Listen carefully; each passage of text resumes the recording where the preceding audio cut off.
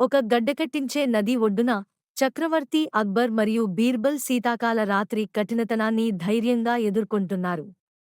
గట్టిగా మూసుకున్న జంతు చర్మాలతో చల్లదనం నుండి రక్షణ పొందుతున్నారు. అక్బర్ ఆలోచిస్తూ ప్రశ్నించాడు. ఇంత చలిలో ఎవరైనా మనిషి సగం రాత్రి అంతా ఎలా తట్టుకోగలరు? బీర్బల్ సమాధానమిచ్చాడు. ఆకలితో, దుర్భిక్షంతో బాధపడేవారు ఎంతటి కఠినమైన పరిస్థితుల్లోనైనా బతికేందుకు సిద్ధంగా ఉంటారు. ఇది రోజూ కూలీలు ఎదుర్కొనే బాధలే మరి. ఒక వ్యక్తి ఒంటరిగా నదిలో నిలబడి వణుకుతూ ఉంటాడు చలిలో ఉంటూ, అతను బహుమతుల ఆశతో ధైర్యంగా నిలబడి ఉన్నాడు. అక్బర్ మరియు ఆయన సభాస్యుడు సురక్షితమైన నదీ ఒడ్డున నుండి ఆ దృశ్యాన్ని చూస్తున్నారు. చీకటి వెలుతురు మధ్యలో వారి ఆకారాలు స్పష్టంగా కనిపిస్తున్నాయి.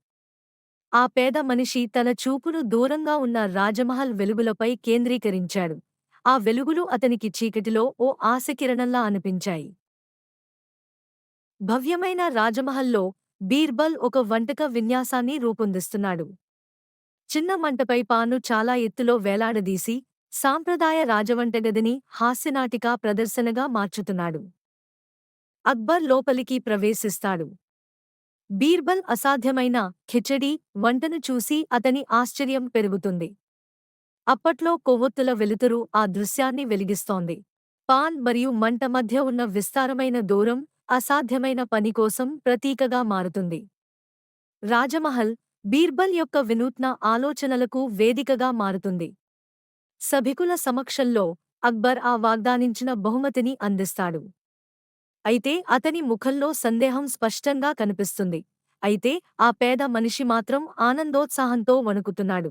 ఆ బంగారు నాణెములు ప్రకాశిస్తూ సూర్యకాంతిని ప్రతిఫలిస్తుంటే అందులో బహుమతిగా వచ్చిన గౌరవం మెరుస్తోంది. బీర్బల్ దూరం నుండి చూస్తూ ఉన్నాడు. అతని పెదవులపై ఓ తేలికపాటి, అర్ధమైన చిరునవ్వు మెరిసిపోతుంది. అతని కన్నుల్లో సంతృప్తితో మెరుపులు కనిపిస్తున్నాయి.